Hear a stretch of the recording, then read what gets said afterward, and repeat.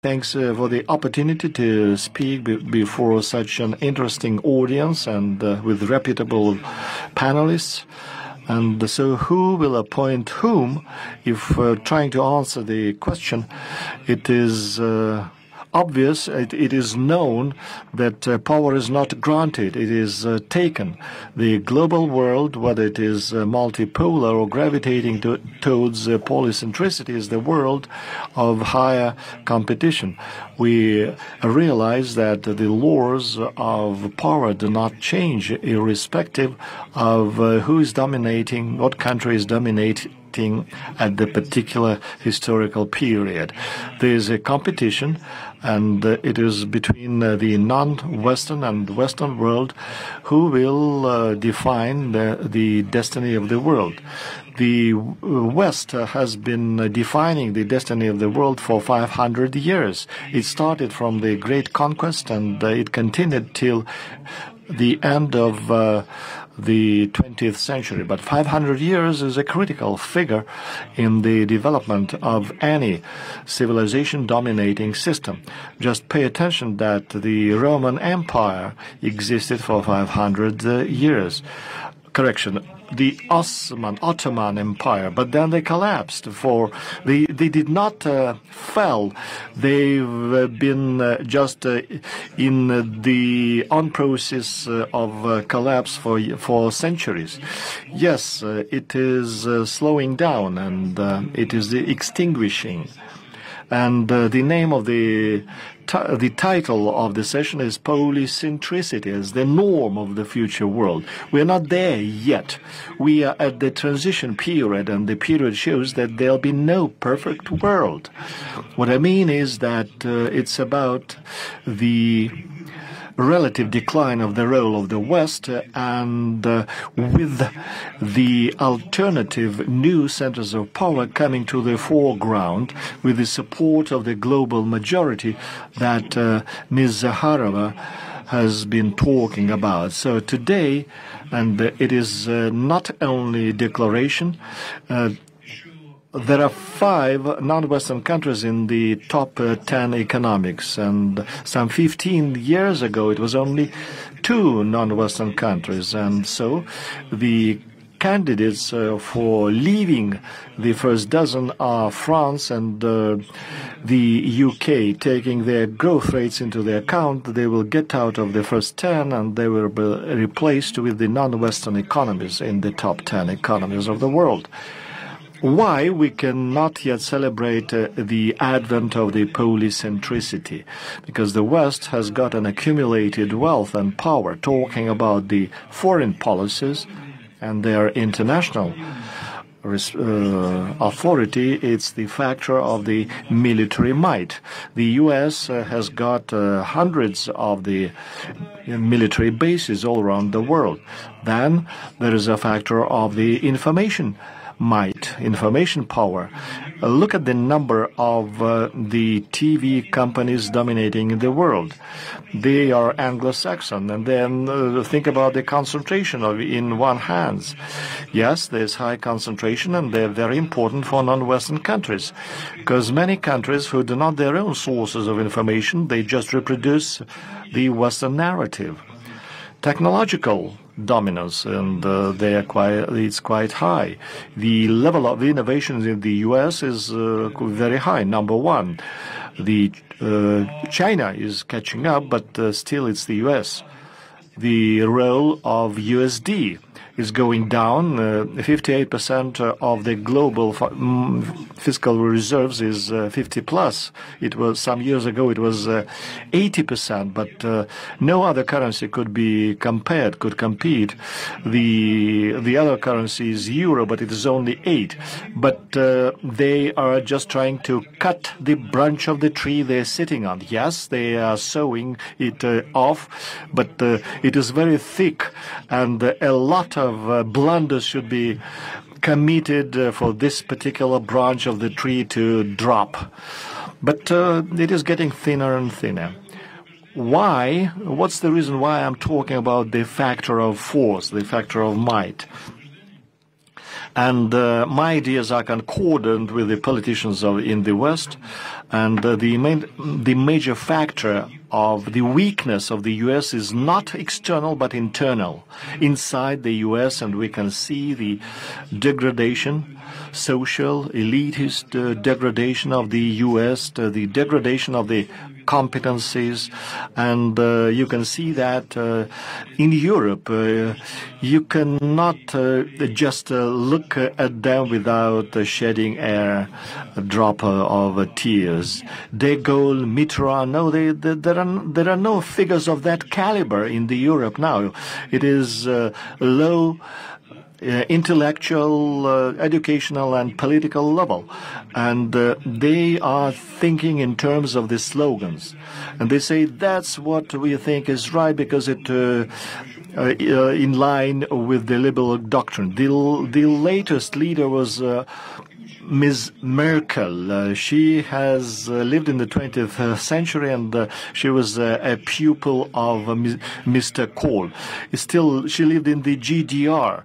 Well, she Komsomol member, and it stands to reason that Rammstein was born in East Germany. And in West Germany, the people are zombied by the dominating ideology. But Boney M was born in Western Germany. We'll talk about that at another session. And another Rammstein. We will talk about another Rammstein as well. Anyway, if the U.S. explode, and we pressure them, and China pressures them, and the other centers of power. And then the question is, why should the USD be dominating? But the major source of explosion is implosion inside, and that's what Mr. Frank Fukuyama is thinking. He has scrapped his concept of the end of history and believes that U.S. is the major source of instability. So you were right when saying that the U.S. are trying to convince everyone that, look, you will reject our dominance, but we offer at least something. The system of the institutes, the Global Bank, the IMF, but they are Western, but they do exist. And what kind of world do you have on the offer without the U.S. dominance? There are many concepts. There's a G0 concept, and there are some other concept. But I think we should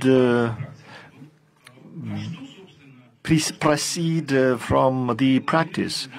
What did the world turn into, headed by the U.S., with the U.S. at the helm?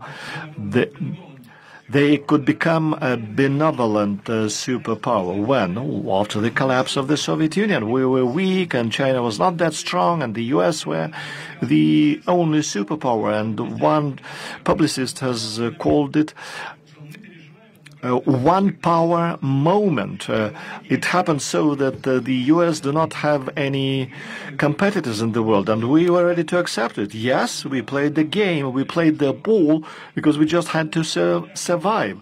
And this unipolar moment lasted for some 15 years. What for?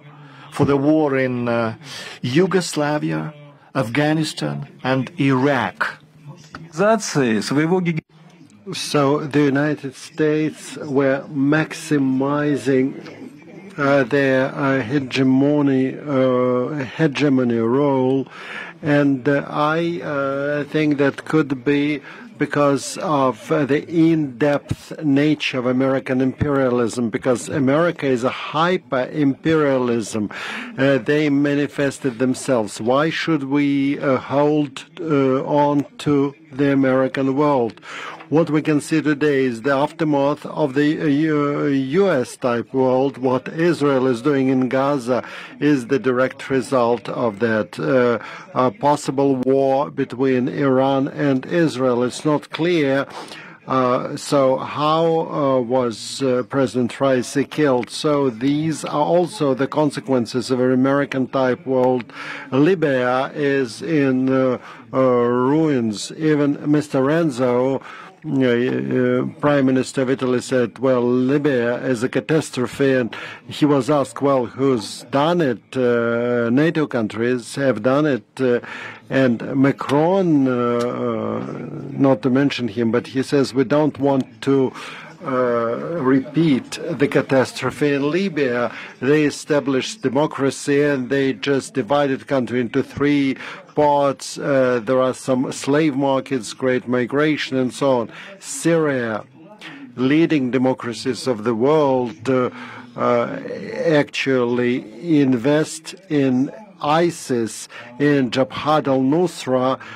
That's a different name for Al-Qaeda.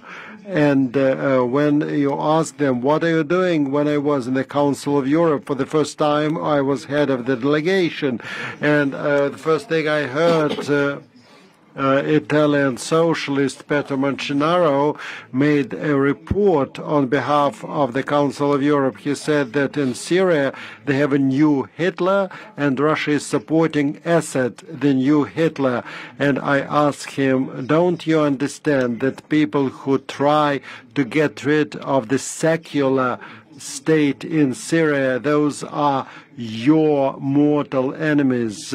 And then in 3 years after terrorist act in Paris, he approached me when I was in Rome, and he said, you were right, but I said, you had to say that time.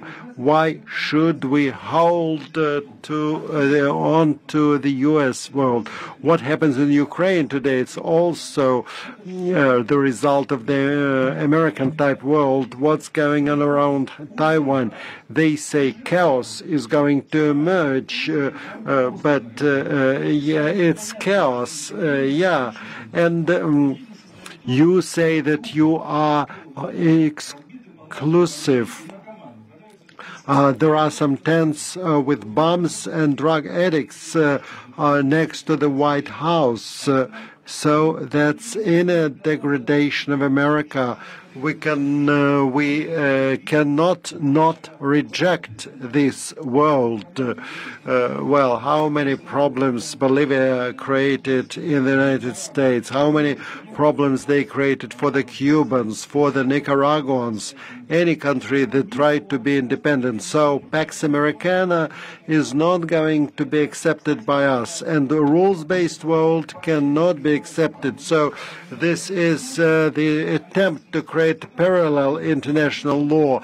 When Americans like the UN Charter, they, if not, they say a rules-based world. Which rules? Rules established by them. They establish the rules, and every time they change the rules. And from my point of view, it's quite dangerous trend. We have some representatives of the countries, not Western countries. Rules-based world is not accepted. People say, why do you support Ukraine that you say is a victim of aggression? But why are you indifferent to the fates of Palestinians? What are the rules? What are the rules? In this case, you had to use your might to oppose Israel. Do they have sanctions? Maybe Turkey is introducing some sanctions. They're not going to send the ammunition of certain type. Okay, but they're going to provide ammunition of a different type. And these just a bloody, chaotic state, lack of order in the modern world makes us responsible for changing, restructuring the world. What we have is not acceptable. Here we came to the brink of a possible nuclear conflict. Today the situation is more dangerous than the Cuban Missile Crisis. It's more dangerous. And we have to take it really seriously. Why? All the changes of the world system came through major wars. France is revolutionary, okay. Napoleon's wars, 15 years. Bismarck's Germany, Denmark, Germany and France. German-French war Germany is winning. Then Germany is getting, it's doubting English-French order in Europe, First World War. Then Germany is trying to change the world again. Second World War, the U.S. is becoming to the front line, and then the Soviet Union. All the restructuring of the world system in the course of 200 and 300 years got through wars. Now they are pushing us towards it from the West.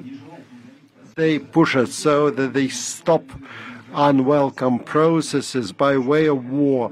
In Ukraine, it's a proxy war, which is becoming direct war. If you listen to Macron or some other politicians, why is it terribly dangerous? Because war is, at some stage, is going just crossing the nuclear threshold. NATO and Russia war cannot be conventional. At certain stage, one of the countries believing that something is deteriorating, and we cannot just have equal results. It could be at least a relative victory. So there is great temptation to use nuclear weapons. That's what Kissinger mentioned. He said that the main responsibility of the U.S. and Russian presidents is to prevent nuclear war, because if it happens, we're not going to talk about polycentricity. We'll have other. We're going to talk about the diversity of nuclear radiation. Now there are some radioactive hogs running around Europe, and hogs, wild hogs, they usually get the radioactive rain, so that's the aftermath of the nuclear tests.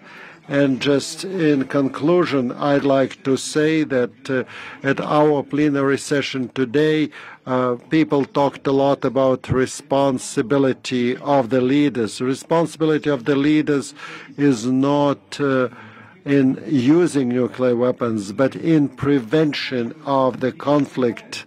Because when you use nuclear weapons, you open something that you cannot think about rationally. So this is the zone of unpredictability. We, Biden, Macron, we all think about a pre-nuclear world. If that line is crossed, the humanity doesn't even have a psychological ability to think about this scenario.